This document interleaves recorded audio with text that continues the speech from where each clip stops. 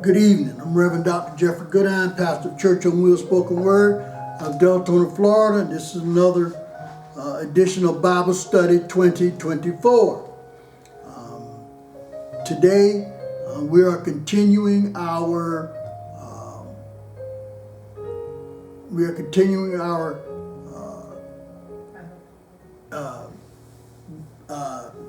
I just went blank. On praying beyond God's ability. Again, this goes back to James.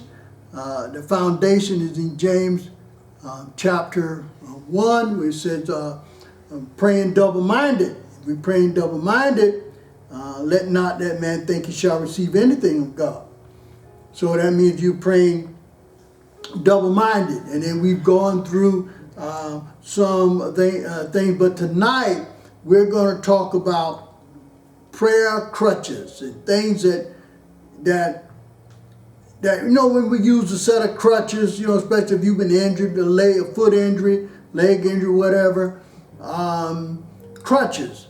And then you also have nowadays you got a little scooter thing you can scoot around with, you know, on the leg. But now tonight is prayer crutches, and we want you to understand that sometimes, you know, when I'm saying praying, you know, beyond God's ability, we know that God can do anything. We know that He does things, and He has done things for us in the past. So when we say praying beyond God's ability, what we're saying is we put God in a position to where He can't answer the prayer, you know, because, you know, we're praying double-minded. So if we're praying double-minded, then we're really not going to get a prayer answered. So that's kind of what we're saying about praying beyond God's ability. We put God in a position where He can't answer the prayer because we're not upholding our end of the deal per se. You know, we come to Him in a way that, you know, we come to Him without assurance, you know, without feeling sure. We come to Him, you know, haphazardly, and you know, we just don't get those prayers answered. So tonight we're going to do prayer crutches. Facebook, YouTube, Instagram, Twitter, Clubhouse. Send me an email at pastorjeffreygoodine@gmail.com. That's pastorjeffreygoodine@gmail.com. I add you to the list, and you will get a copy of the handout so that you can follow along with us in Bible study. That's pastorjeffreygoodine@gmail.com. pastorjeffreygoodine@gmail.com. And I add you to the list, and you will get a copy of the handout so that you can follow along with us in Bible study.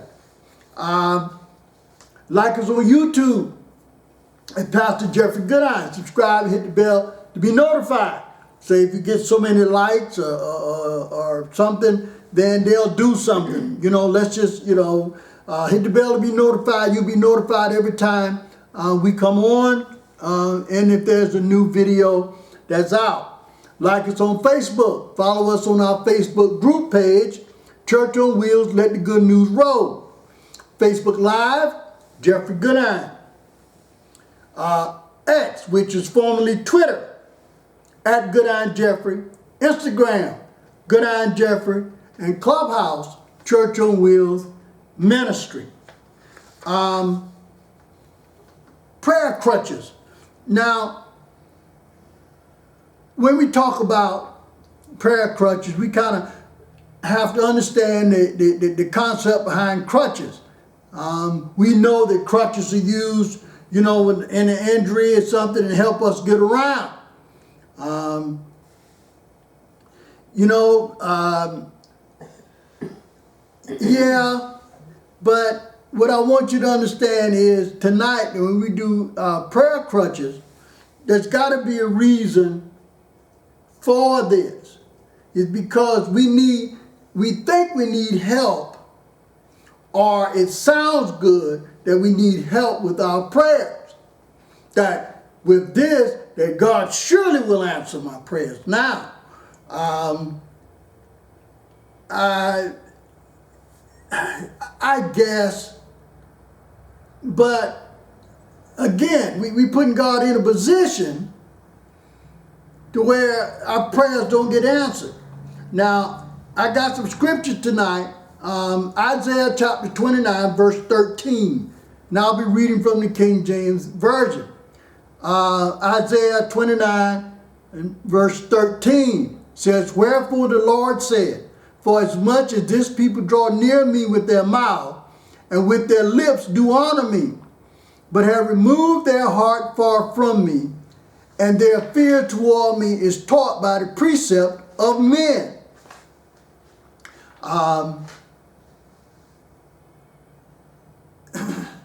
Right here, he's telling Isaiah that the people, yes, they coming, they doing, but they're doing it with their mouths and their lips, but not with their heart.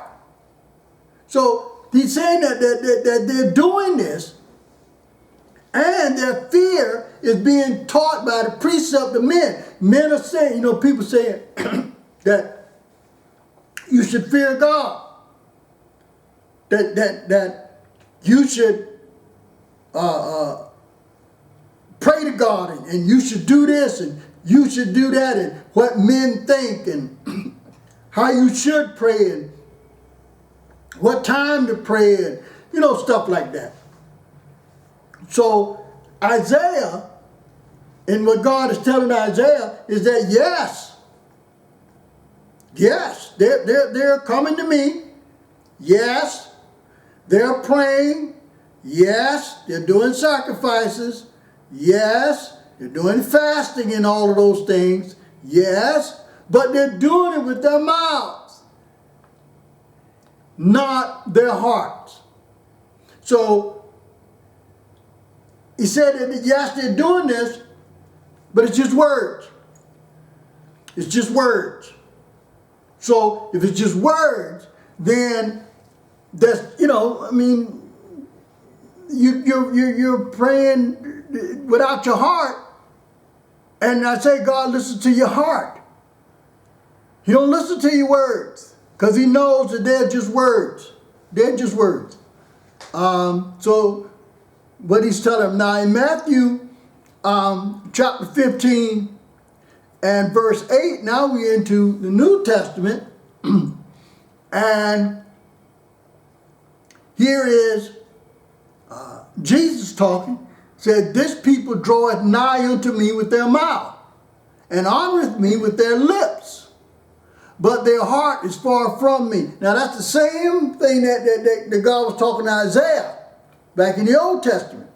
And here we are in the New Testament, and the people are doing the same thing. Well, now we're in 2024. Guess what? People are doing the same thing. So the scriptures out of the Old Testament that speaks of God talking to Isaiah about the people coming and doing what they're supposed to be doing. Yes, they're coming, and they're praying, and they're fasting, and all of that, and doing sacrifices, but they're doing it with their mouths and their lips, not from their heart.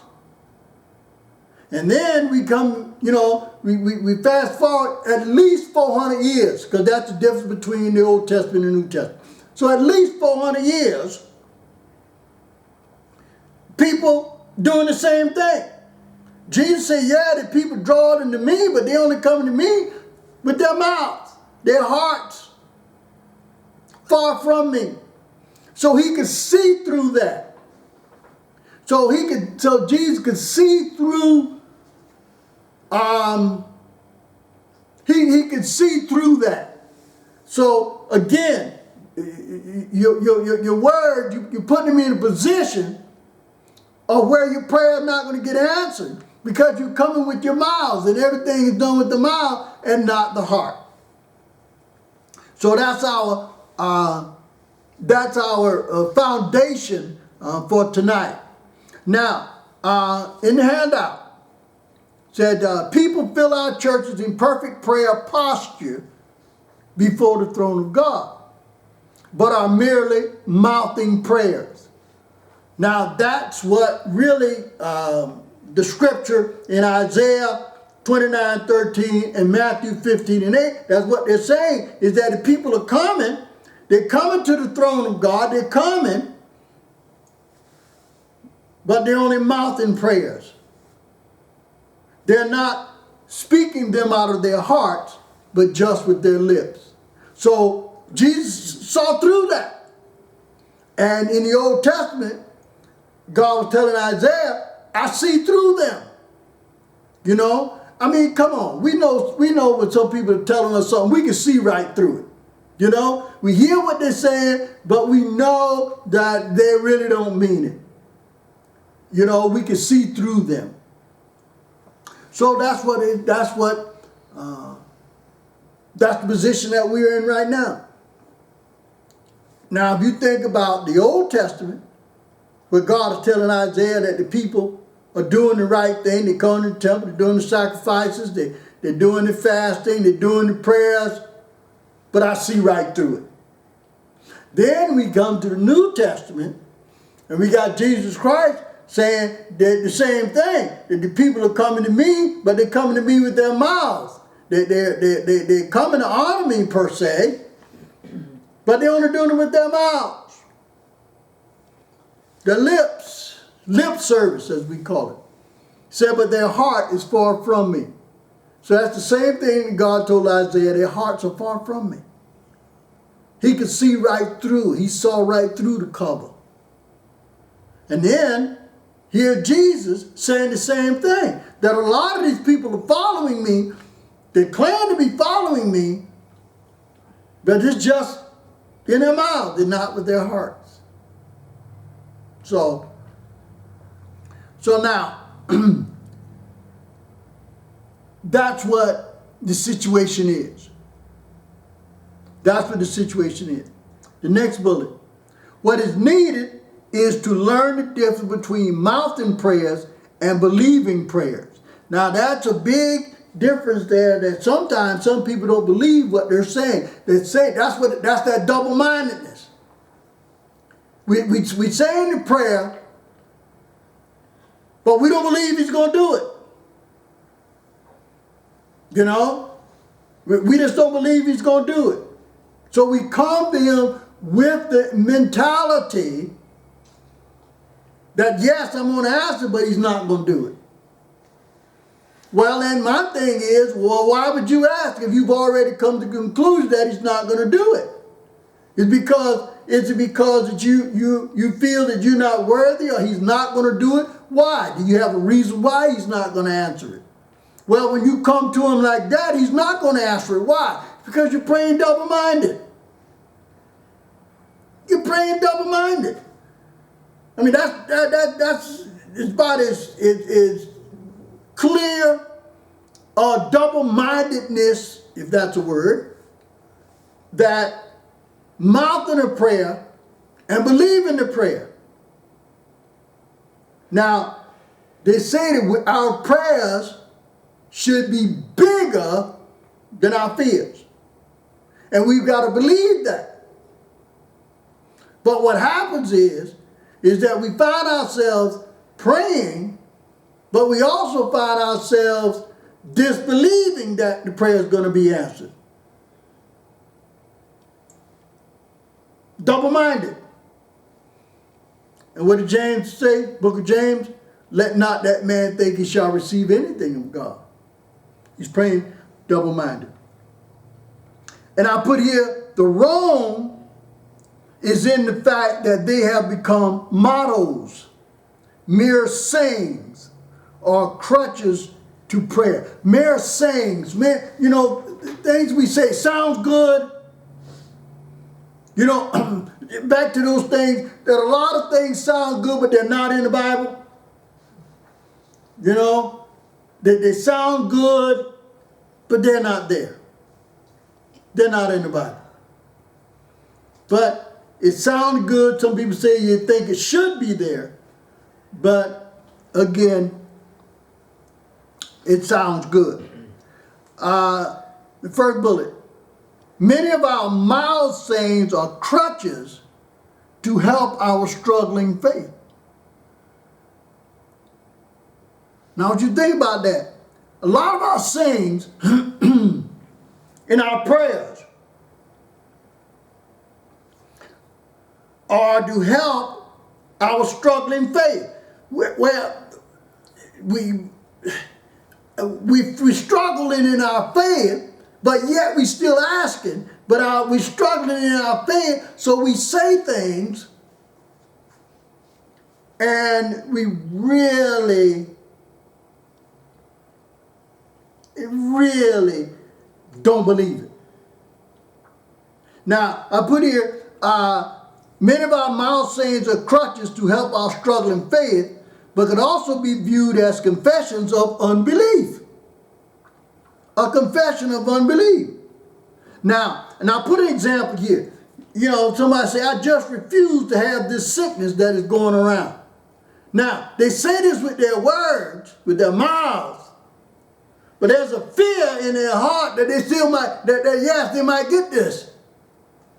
You know, I mean, you know, when we say that when we praying that I just refuse to get this, to have this sickness, that's a saying, that's a crutch to your faith. You're struggling with your faith is because you know of multiple people that you know have this disease that is going around, you know, and, you know, come on, let's just go with it. Let's just go with it, COVID. Let's just use that. We can pick on COVID now. People say, man, I just refuse to get COVID. But in your heart, you know that there's a possibility of you getting it. So you see that little saying, I mean, it sounds good, but it seems that you're struggling with your faith. Because if you're saying it with your mouth, but you believe in your heart, yes, there's a possibility that I could get it. Then when you're saying that you know, I just refuse to have COVID, but in your heart you know that there's a possibility. And so you kind of defeated the purpose per se. So, that's a confession of unbelief. Confession of unbelief. And I put your faith is not a farce, it's a force. It's a force. Faith is a force. That's a very powerful force. Very powerful. Now, if you don't, when we talk about faith, we kind of, you know, you got to have faith. You know, we say things, you got to have faith, you got to have faith. You know, but that's just words. Those are just words. You got to put some action into that. You got to put some action. Because, again, faith is a force. Requires some action. Requires some action. And that action is belief. Knowing in your heart. But we use things to help us with our prayers. We need, you know, we need some sayings. Like I just refuse to have COVID. I just refuse to have COVID. You know, and I use that as an example. I just refuse to have COVID. But in the back of your mind, you worried that that there's a possibility that you can get it. So you kind of defeating it a little bit, okay? Also, mild sayings can be an expression of fear that is lurking in the heart. And by saying the right thing, hopes to overcome the fear. Saying the right thing, you know, like I say, it's good to say, you know, I refuse to have this disease that's going around. You know, that's the right thing to say, you know. But that's with your mouth. But in your heart, you know there's a possibility that I could get that. I put an example here. When you ask people, do you believe God will heal you? And when you hear the reply, hope so, maybe so, or I trust so, that's a crutch. Because if you don't believe that God can heal you, you know, I mean, come on. I mean, you can understand this. You can see this. If you don't believe that God can heal you, then when you ask for healing and you don't believe it, you're going to be healed. That's double-minded. That's what God was telling Isaiah. He said, yes, they're coming. They're doing what they're doing, but it's just their mouths, not in their heart. Same thing with Jesus in Matthew. He's just saying that they're doing the right thing per se. They're saying the right stuff. They're doing the right things. But it's just lip service. It's not with their hearts. And so he kind of sees right through it. So when you hear someone, do you believe that God can heal you? And they go, I sure hope so. That's a crutch to their faith. It's a crutch to their faith. That when they say they hope so. Or maybe so. I don't know if he's going to heal me or not. Well, again, I trust that he'll heal me. Yeah, you know, a crutch with your prayer. It's like, because deep down in your heart, you kind of feel that I don't know. You know, do you think God heal you? I hope so. But deep down in your heart, you go, there's a little bit of doubt. And that's the problem. If we have any doubt, there's no way. If you have any doubt, there's no way he's going to answer the prayer. Why? Because we're back to the same thing again, praying double-minded. Praying a prayer and in your heart not believing the prayer. That's wasted, useless prayer. Useless. So, those are crutches to help us to overcome the fear by saying the right thing. So when we say the right thing, in essence, that's trying to help us with our faith, with our struggling faith, that if we say the right thing, that's going to help us to believe. Well, I don't know what you need to help to believe. You know, you don't need a crutch. But that's what people do. That's what people do. Now, back to Hebrews again. Every time I do Hebrews, got to do a little joke. Man asked his wife, mixed some coffee. She said no. He asked her why. She said, because in the Bible it says Hebrews, not she-brews. Got to do it. Got to do it. Because that joke is stuck in my head. Got to do it. Hebrews chapter 11, very familiar text. Very familiar text. Now, faith is the substance of things hoped for, the evidence of things not seen. Hebrews 11:1. Now we're talking about faith. Now think about this now. Faith. The substance of things hoped for. So we got to have faith before our hope, not hope before the faith. So your faith has to be the foundation. And it says it's the evidence of things not seen, which means that our faith, we got evidence that we don't even see it yet, but we know it's going to happen. Now that takes some faith.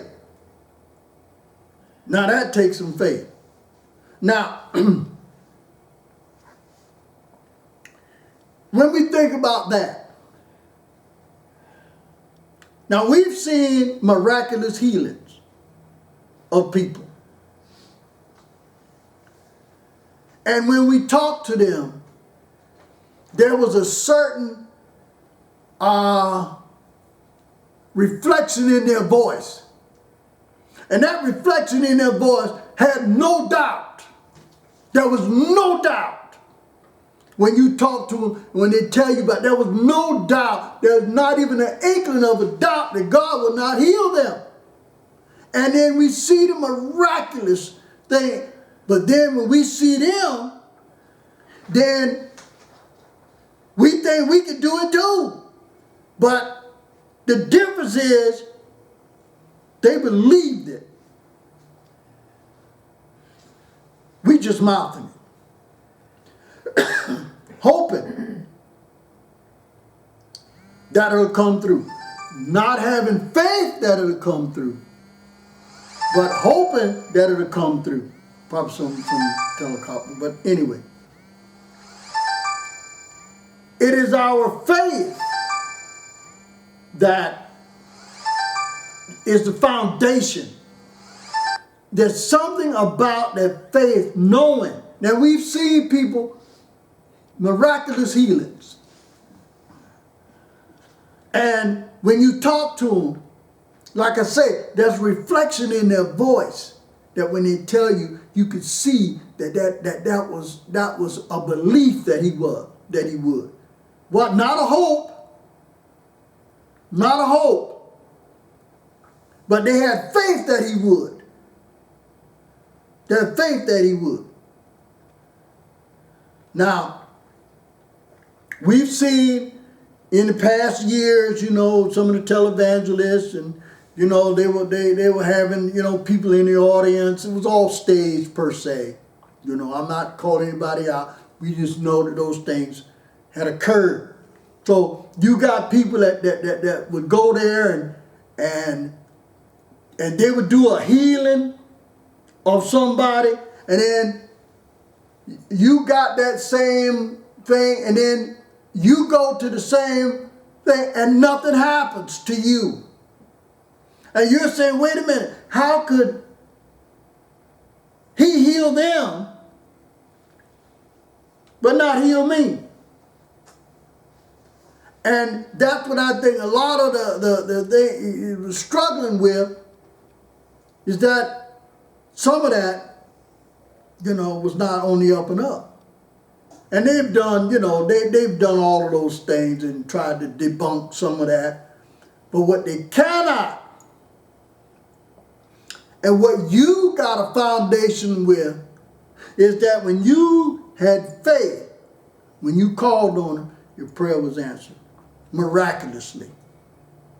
Miraculously. He put people in place. So there is a difference. So think about it. If I go to the church and somebody is healed and delivered in the church, and then I do it, I try it, nothing happens. Nothing happens. I try to say what they say, I try to do what they do, but nothing happens. It's because over here, there's a faith and a belief. Over here, it is a hope. Now, I'm not saying you can't hope now, because people, without hope, they perish. But you got a hope to be, and then these people had a faith that they would be healed. So, I put here faith, what one believes, the assurance, the confidence, realization is the answer to all our hopes. Got to have confidence. We got to believe. That's what they say. How's your faith? How's your belief? How's your assurance? How's your confidence? And What's your realization about it? That you already have it, even without seeing it. That you're already healed. But then again, we go back to hope. There's nothing wrong with hope, but it's got its place. Hope has its place. But if you're talking about a prayer being answered, you surely can't go with the prayer hoping that he's going to answer. Because when you start hoping he's going to answer, then you're going to try to come up with some kind of a fallback plan. That if it don't, think about that. You're going to, think of it this way. A lot of times, you know, because I remember, you know, the kids say, well, can you, because I remember doing it. Said, your mom, can I use the car tonight? And then she would go, no, not tonight. I said, okay then, well, so-and-so, Stanley coming to pick me up. That's my fallback plan. So when I asked for the car, I was hoping that she would give it to me. But I kind of knew that she wasn't. So I had already had a backup plan. So you see, I went in asking for it. You go in asking for the car, but you're hoping that they get it. You didn't have faith that you was going to get it, but you were hoping that you'd get it. And if you were hoping that you would get it, then you created a fallback plan. Well, that's what a lot of we do to God. We go with a fallback plan. That we ask God to do this, and we already devising a plan if He don't answer. Think about how that sounds. Now, I want you to think about how that sounds. You asking God for something in a prayer, but you're already developing a backup plan. So that means that you don't have any faith that He's going to answer. And yet you complain when He don't answer. That doesn't make any sense. But it does, I guess. The next bullet, faith becomes substance and evidence of the answer to our needs. Faith. We got it. Faith. Because remember, when Jesus was healing them, Jesus said, do you believe that I can do it? Plenty of instances where they believed, they knew He could do it. When the centurion came to him and said, my daughter is sick, he said, well, I'm coming to you. I said, I'm not worthy for you to come to my house. Just say it. If you just say it, I know she'll be healed. That's faith. They're telling Jesus, all you got to do is just say it. All you got to do is just say it. And I know she'll be healed. That's faith. He said, don't come to my house. You ain't got to come to my house. If you just say it, that's that faith. That's the substance of the evidence of things I need is that I need you to heal. I need you to heal my daughter. And I know you can. All you got to do is just say it. And I know she'll be healed. Not, you didn't remember now when you read this in there, he didn't say, I hope she'll be healed. I know she'll be healed. If you just say it. And then, you know, we always use the woman with the issue of blood. You know, we always use that. That's the easy one. She knew that all I need to do is just touch His garment. That's all I need to do. Is just touch His garment. That's faith. That ain't no hope. That's faith. And when Jesus healed, Jesus would ask, do you believe that I can do it? And what did Jesus tell him? It was your faith that healed you. It was your faith that healed you. So you see, when we asking, it is our faith. And I put here in our faith, how is our faith? We're standing on a simple scripture. We can witness it in our hearts. Or, as he said, we just feel so good about it. The centurion knew that he felt so good that all you got to do is just say it, Jesus. And I know she'll be healed. Now, I want you to take, I did some things, if you think about it, faith. Abel's faith was evidenced by the fire consuming his sacrifice. Remember Cain and Abel? His sacrifice, the fire consumed his sacrifice.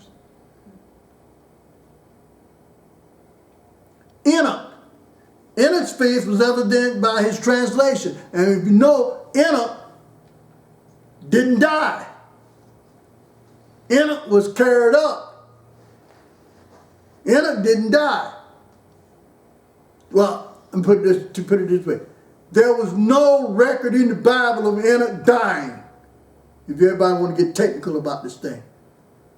He was translated up. He was carried up while he was alive. So he didn't die. So that was his faith. He was faithful. He was faithful. And then Noah. Noah's faith was evidenced by the first drops of rain that fell. Think about it. Here's a man building an ark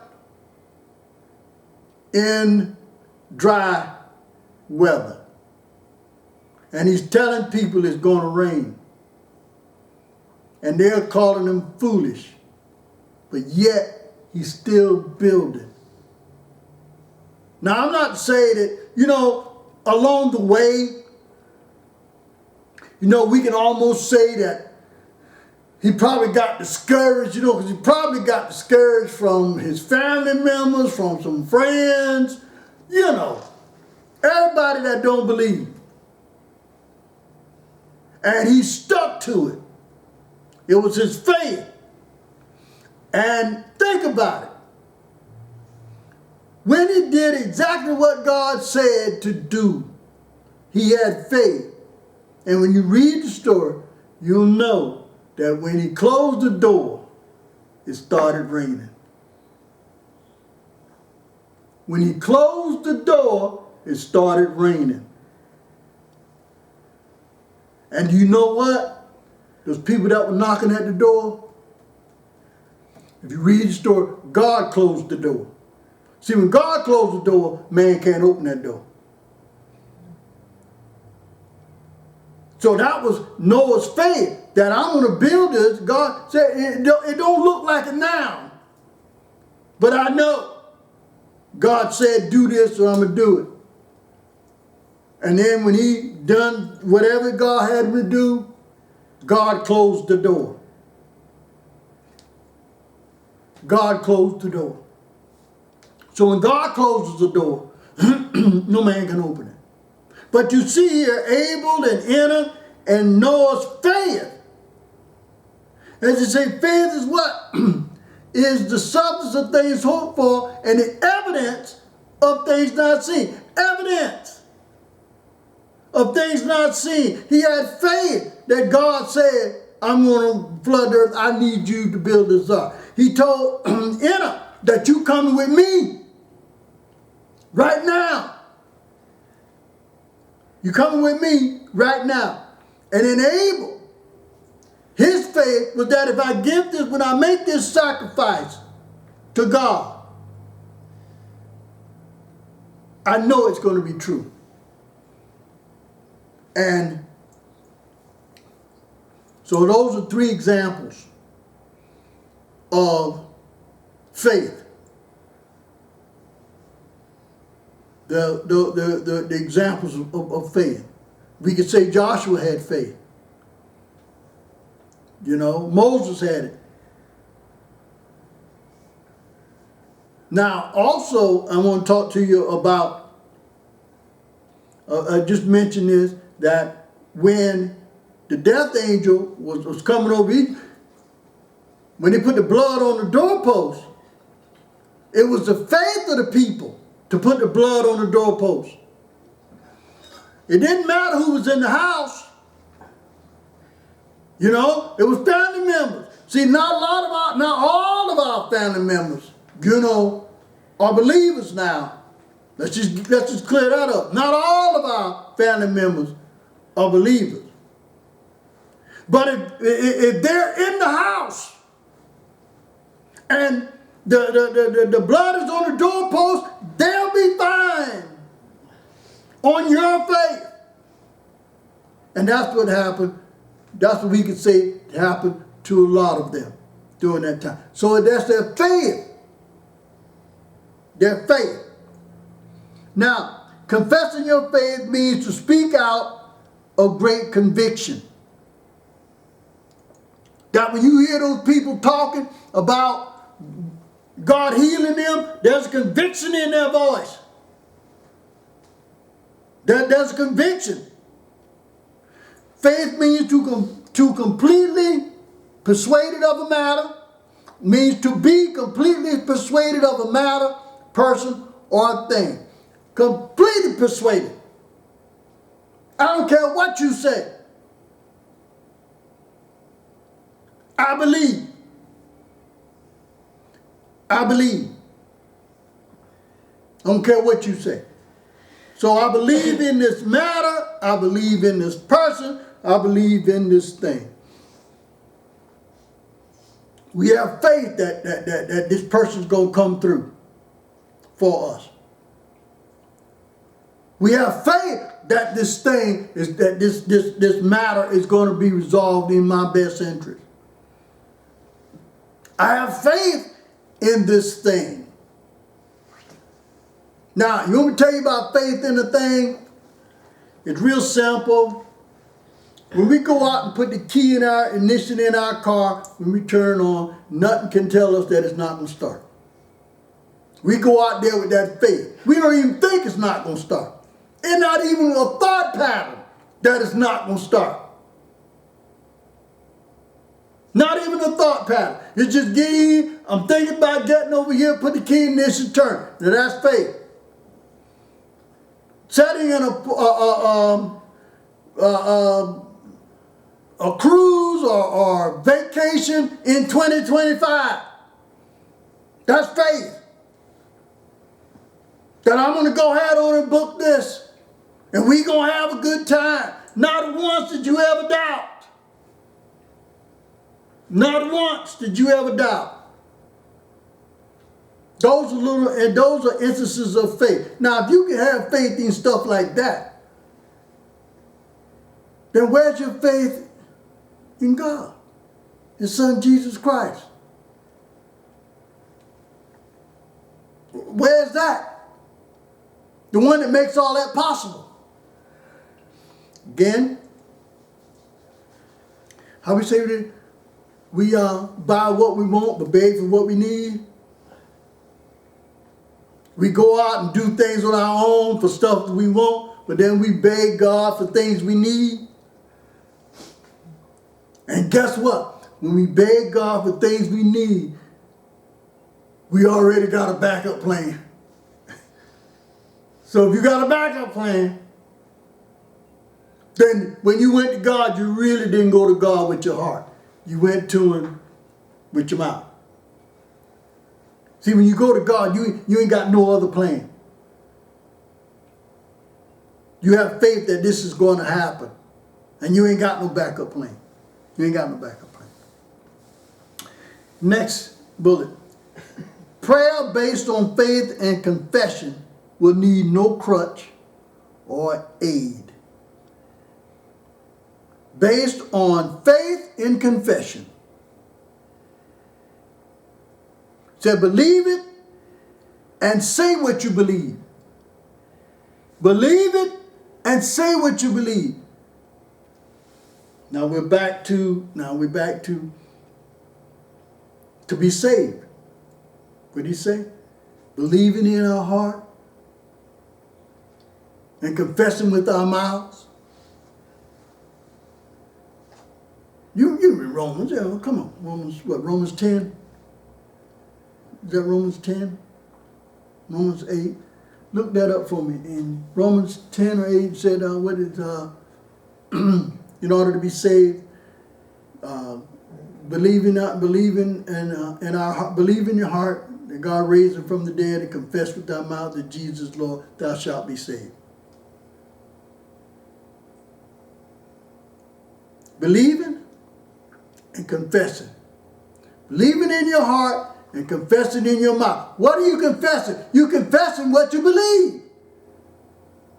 So, if you create a backup plan,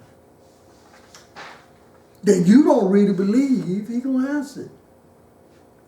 Well, guess what? If you don't believe he's going to answer it, then you praying double-minded. And let not that man think he shall receive anything of God. Believing in God must be based on what God says about what you are asking of him. Now, I want you to think about that. Now, that little word, but think about it. What do you think God says about what you're asking? Now, what did he say to Isaiah? That the people are asking. They're praying, they're doing the fasting. They're doing all of that. But they're doing it with their mouths and not their hearts. So what do you think he's going to do? What is he saying about your prayer? Oh, that thing. You just talking. Well, what did Jesus say? Jesus said the same thing. That they're coming to me. So their belief in me is based on what? What God says about you. But Jesus said, wait a minute. Y'all coming to me with your mouths. Your hearts are far